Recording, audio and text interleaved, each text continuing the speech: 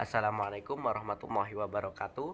Saya Maidipta Rahmat Kurnia Rahman dari kelas X2 atau 102. Hari ini saya ingin presentasi mengenai rangkuman buku agama Islam bab 9. Saya bersama partner saya Muhammad Ino Julianto yang juga setim sama saya untuk merangkum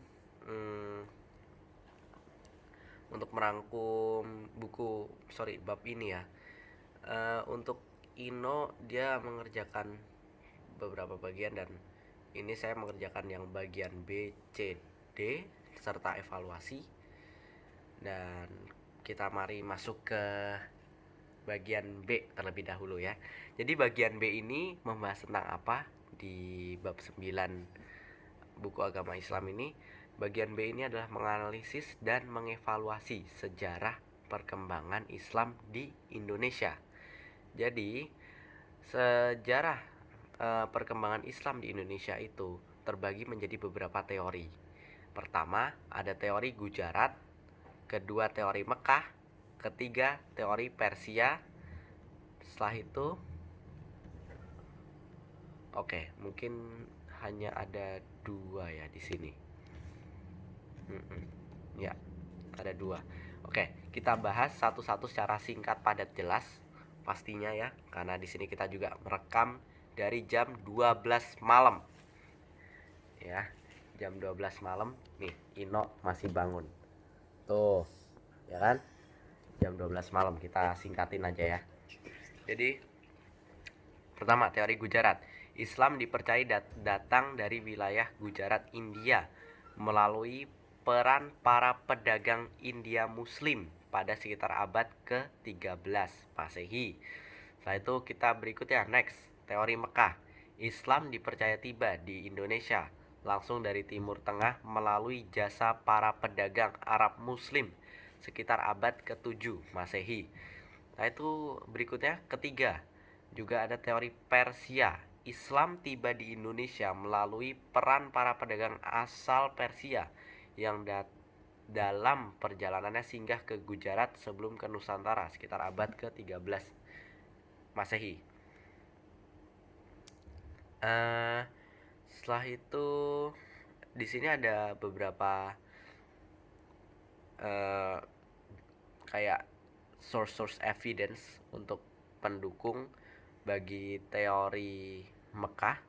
Di sini nomor 1 dari teori Mekah ada, menurut pakar sejarah dan arkeolog, jauh sebelum Nabi Muhammad SAW menerima wahyu telah terjadi kontak dagang antara para pedagang Cina dan Nusantara serta Arab melalui jalur perdagangan selatan.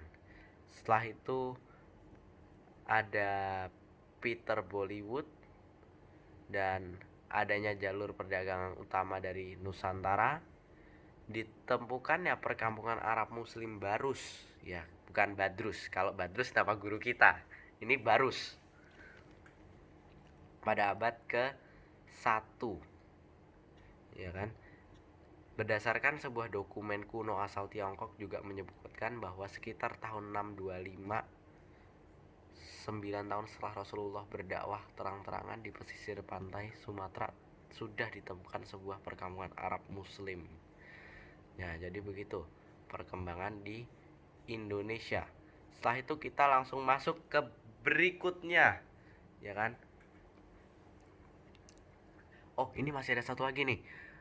Ditemukannya makam Fatimah binti Maimun di Leran Gresik abad ke-11, yang berarti jauh sebelum itu sudah terjadi penyebaran agama Islam, terutama di pesisir Sumatera, karena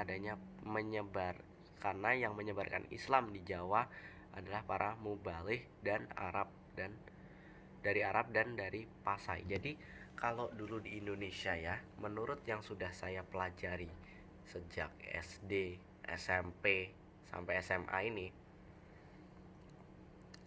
rata-rata itu Arab itu masuk lewat jalur Sumatera dulu, baru Jawa.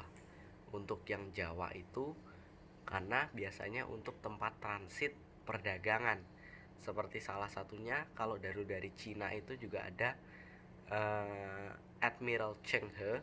Itu admiral angkatan laut China pada saat itu, masa perdagangan Cina kuno itu. Dia itu adalah Islam. Nah, peninggalannya Admiral Cheng He itu juga banyak, ya kan? Seperti ada di Masjid Kalipasir Tangerang, Kalipasir ya, situ itu juga peninggalan Admiral Cheng He. Terus kalau kita ke Semarang itu ada Sampokong. Sampokong itu juga tempat peninggalan Admiral Cheng He. Selain itu juga ada beberapa tempat lainnya yang tempat peninggalan Admiral Cheng He. Jadi Admiral Cheng He itu dulu pada saat di Indonesia, dia tuh pengen sholat. Nah, pada saat pengen sholat dia sekalian bikin masjid di situ dengan accent Chinese. Nah, disitulah penyebaran Islam juga terjadi melalui Admiral Cheng He. Pedagang-pedagang yang lainnya datang melalui Sumatera, terus akhirnya juga menyebar di tanah Jawa. Nah, untuk penyebaran di tanah Jawa nanti kita akan lanjut di maksudnya kayak bagian berikutnya ya, Wali Songo. Terus kita next ke C, strategi dakwah Islam di Nusantara. Nah, ini sekarang kita masuk ke strategi dakwahnya. Kalau tadi kan kita bahas tentang bagaimana penyebarannya gitu kan. Di sini kita cara dakwahnya, strateginya. Dan pasti semuanya perlu strategi ya, nggak ada yang nggak perlu strategi. Pertama, perdagangan. Kedua, ada perkawinan. Ketiga, pendidikan. Serta 4, ada tasawuf. Dan 5, kesenian. 6, politik. Nah, ada 6 ya. Jadi dari seluruh strategi dakwah ini, saya sebenarnya pengen sampaikan dulu ya, kalau saya tuh paling tertarik itu sama strategi dakwah para wali songo.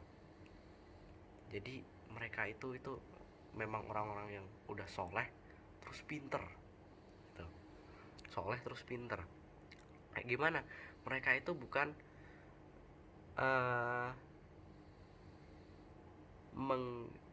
kayak mereka itu akan dakwah melalui mereka tanpa mengubah budaya dari Indonesia gitu loh. Jadi mereka itu mengislamkan budaya gitu. Jadi kalau kita lihat itu ada, kalau misalnya ada orang meninggal kan kita masih ada kayak selamatan atau haul 10 hari 100 hari, 7 hari, 40 hari, 1000 hari gitu kan. Setelah itu ada juga yang namanya wayang-wayang gitu, sama ada musik-musik juga gitu. Nah, mereka itu dulu gimana cara dakwahnya? Oke, dulu pada saat masa kejayaan Hindu di Indonesia, itu kan orang Hindu kadang kalau meninggal itu pasti ada kayak pengingat ruh selama 40 hari, 7 hari. Nah, zaman dulu itu masyarakat di Indonesia itu masih belum bisa meninggalkan hal tersebut gitu kan. Nah, Wali Songo itu gimana caranya biar kita tidak meninggalkan hal tersebut, tapi kita tetap percaya dengan Tuhan kita yang Maha Esa, Allah gitu kan. Oke. Bagaimana jika 40 hari itu kita ubah menjadi baca Yasin, kirim Al-Fatihah gitu. Kan pasti lebih bermanfaat. Dan ruh dan jasadnya itu bagi yang orang dah tiada itu juga mendapatkan kiriman Al-Fatihah dan Yasin di alam sana gitu kan. Pasti kan senang kita. Ibarat kita itu kok di dunia ini tiba-tiba ada yang ngasih duit gitu kan, gimana rasanya? Senang kan pasti. Terus habis itu dalam konteks wayang, jadi dulu itu di orang-orang Jawa itu suka banget sama wayang, termasuk dulu kalau saya ketemu kalau dulu kakek saya semua itu pasti suka wayang. Dan kalau misalnya di rumah kakek saya itu pasti banyak banget barang antik wayang gitu kan, bahkan harganya aja bisa ditawar tinggi itu kalau sama kolektor gitu. Nah, wayang itu gimana dulu kalau mungkin menganut kepercayaannya Buddha atau Hindu itu kan, itu diubah sama Wali Songo. Nah, misalnya salah satunya ada eling iki eling Tuhan sing mok siji ning donya ampun disembah siji, pokoknya itulah, lupa inget sih liriknya. Sorry. Nah, mereka menyebarkannya juga salah satunya lewat yang namanya wayang itu. Dari situ terjadi dakwah kan, orang-orang suka wayang gitu kan. Di situ orang jadi mau masuk Islam. Setelah itu juga ada lewat musik tradisional. Musik tradisional yaitu gamelan dari Jawa ya. Nah, kalau kita suka lihat gitu kan, sampai sekarang pun itu musik gamelan itu juga masih populer banget. Apalagi zaman dulu ya, zaman dulu orang masih senang-senang mainan tradisional, belum ada kayak gini ya, belum ada gadget, belum ada laptop, termasuk yang aneh-aneh lainnya gitu belum ada. Nah, mereka orang-orang pada main itu alat musiknya.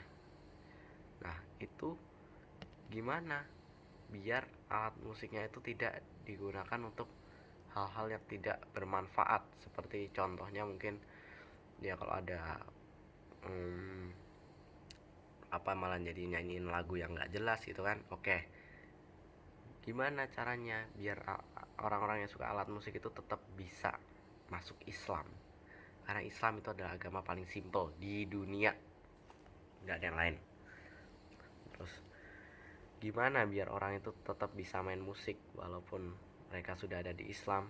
Nah, mereka oke, kita main musik, tapi musiknya yang awalnya lagu-lagu, mungkin lagu-lagu kayak lagu-lagu Hindu atau lagu-lagu Buddha, kita ganti sholatullah salamullah ala toha rasulillah gitu. Nah, kalau misalnya kita pengen lihat contohnya, sekarang itu juga masih ada. Coba tulis MH Ainun Najib, Kiai Haji MH Ainun Najib atau Cak Nun.